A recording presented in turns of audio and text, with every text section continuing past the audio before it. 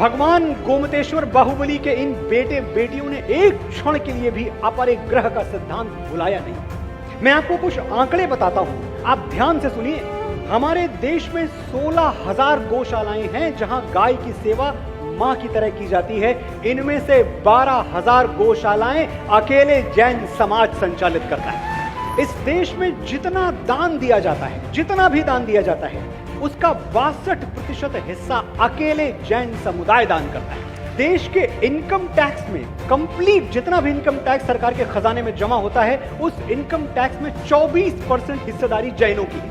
अगर मैं एक लाइन में बोलूं तो ये जो नया भारत है जिसके नव निर्माण में मैं और आप जुटे हुए हैं, इस नए भारत के निर्माण में 1/4 25% भागीदारी अकेली जैनों की है। और जैन गिनती में कितने हैं? 0.37%, यानी आधे प्रतिशत से भी कम।